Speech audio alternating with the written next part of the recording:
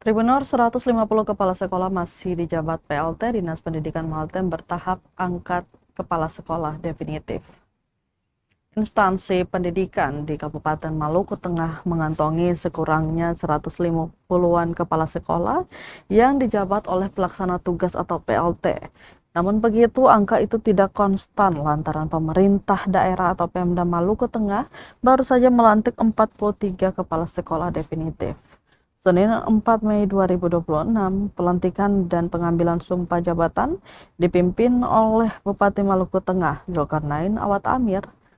Langkah ini diambil sebagai bentuk pentahapan proses kepala sekolah definitif di lingkup instansi pendidikan pemerintah daerah Maluku Tengah. Pelantikan 43 kepala sekolah ini masuk dalam kategori pentahapan reguler penyaringan kepala sekolah.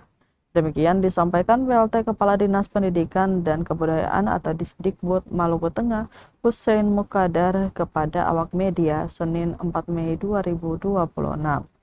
Pentahapan penjaringan kepala sekolah secara reguler, antara lain penyediaan calon kepala sekolah atau CKS, seleksi substantif, bakal calon kepala sekolah atau BCKS, kemudian mengikuti diklat.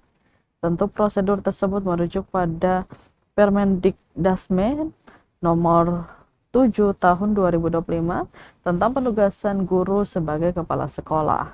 Dijelaskan setelah ini pihaknya akan melantik kepala sekolah yang berproses secara non-reguler.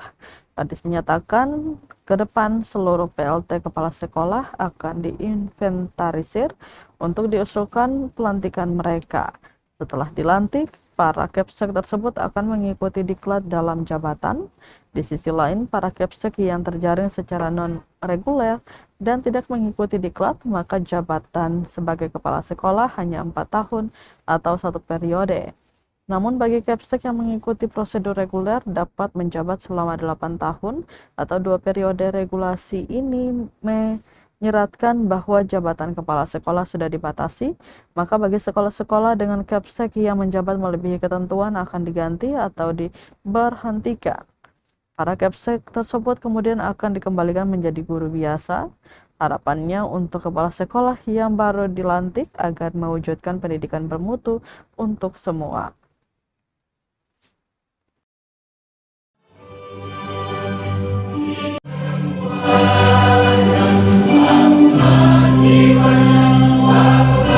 Panjatkan doa kepada Tuhan Yang Maha Kuasa.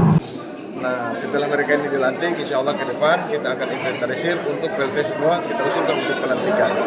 Setelah dilantik, lanjutannya nanti baru mengikuti diklat dalam proses menduduki jabatan. Kalau mereka yang non-reguler dan tidak mengikuti diklat, berarti jabatan sebagai kepala sekolah cuma hanya 4 tahun, 1 periode. Tetapi kalau dia mengikuti diklat seperti yang saat ini reguler yang baru selesai dilantik, maka mereka menjabat 8 tahun, 2 periode.